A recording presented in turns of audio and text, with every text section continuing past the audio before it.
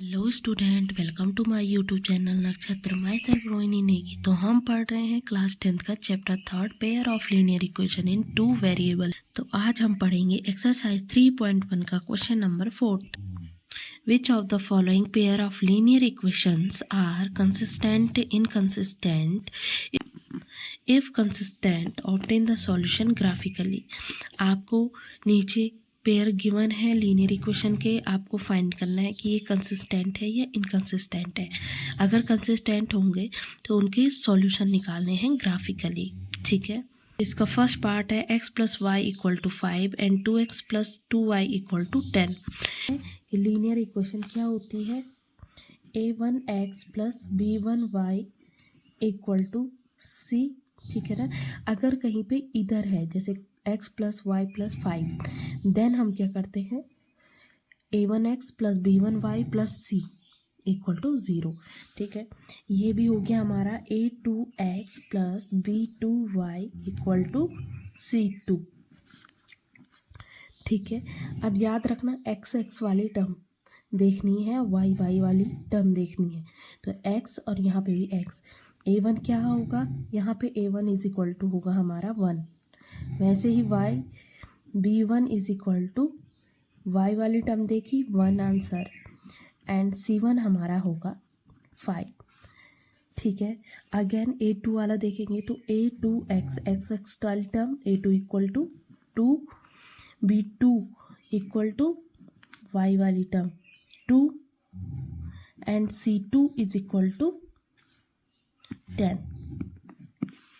ठीक है, then a1 upon a2 find करेंगे। a1 upon a2 is equal to 1 upon 2, again b1 upon b2 is equal to 1 upon 2 and c1 upon c2 is equal to 5 upon 10। इसको हम cancel out कर सकते हैं, 5 1 जा 5, 5 2 जा 10, 1 अपॉन 2। तो यहाँ देखो a1 upon a2 is equal to b1 upon b2 is equal to c1 upon c2 हमें फाइंड आउट हो गया है। अब क्या करें? These linear equation are consistent coincident lines. ठीक है ना, ये जो हमारे लीनियर इक्वेशन हैं ये कोइंसिडेंट लाइंस बनाएंगी, फॉर्म करेंगी। दस have a infinite possible solution, जिसके इन्फिनाइट पॉसिबल सॉल्यूशन होंगे। Hence the pair of linear equation is consistent, और ये हमारी कंसिस्टेंट होगी। अब देखो फर्स्ट इक्वेशन लेंगे हम x plus y equal to 5, x is equal to 5 minus Y.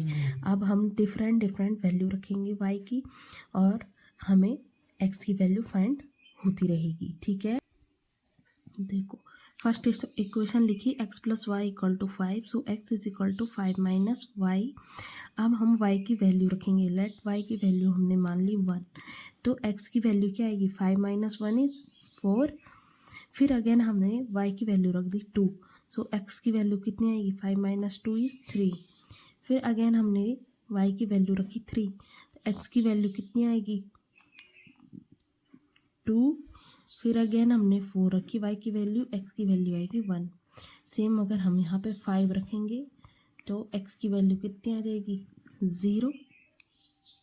ठीक है, इसके आगे आप और भी रख सकते हैं। सेकंड इक्वेशन है हमारे पास 2x plus 2y equal to 10।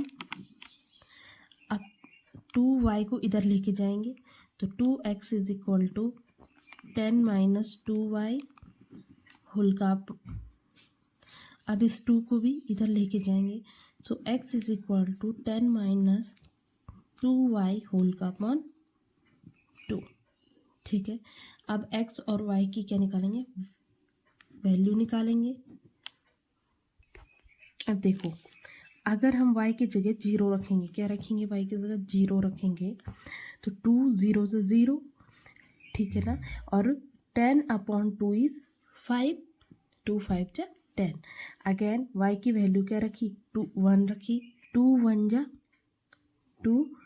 ठीक है, 10 में से 2 आउट हुए तो 8 बचा, और 8 अपॉन 2 इज 4। अगेन हमने अगर यहाँ पे 2 वैल्यू रखी, 2 2 जा 4 एंड 10 माइनस 4 इज 6। y की वैल्यू रखी 10, 6 अपॉन 2 इज 3। अगेन मैंने यहाँ पे 5 रखी y की वैल्यू, 2 5 जा 10 और 10 माइनस 10 इज 0, ठीक है ना। और भी रख सकते हैं हम। अब इसको ग्राफ में रिप्रेजेंट करेंगे। जो फर्स्ट वाली इक्वेशन थी हमारे लीनियर, उसके जो क्या आए थे, जीरोज आए थे, उसके क्या क्या आए थे, 4 1, ये x का 4 और y का 1, x का 3, y का 2, x का 2, y का 3, x का 1, y का 4, सेम x का 0 और y का 5। तो ये वाली जो लाइन है ये है हमारी x plus y equal to 5। अब हम दूसरे इक्वेशन के लिए वैल्यू पुट करेंगे। तो देखो जो सेकंड इक्वेशन है उसकी फर्स्ट वैल्यू आई थी x इज इक्वल टू 5। देखो ये हमारा 5 है and y equal to 0 means कि 5 एंड 0। नेक्स्ट है 4 एंड 1, x का 4 y का 1, तो ये वाली वैल्यू हमारी 4 एंड 1 है। फिर अगेन 3 एंड 2, तो ये रहा 3 और ये रहा 2, 3 एंड 2। वैसे ही 0 एंड 5, तो ये वाला पॉइंट है हमारा 0 एंड 5 का।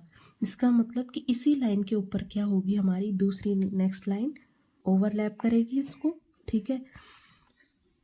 Linear equation lines are overlapping each other.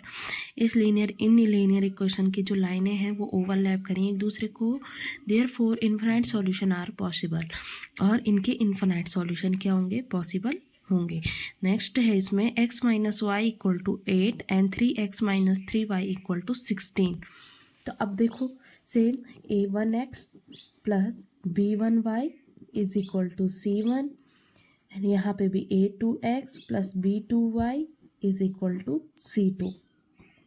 So a1 is equal to 1, b1 is equal to, देखो यहाँ पे माइनस साइन है ना, तो -1 होगा आंसर, ठीक है। And c1 is equal to 8, a2 is equal to 3, b2 is equal to -3 and c2 is equal to 16। So a1 upon a2 is 1 upon 3, 1 और ये 3। So b1 upon b2 is -1 and b2 is -3, -1 and ये -3। Minus से minus cancel out हो गया और ये क्या बच गया हमारा 1 upon 3।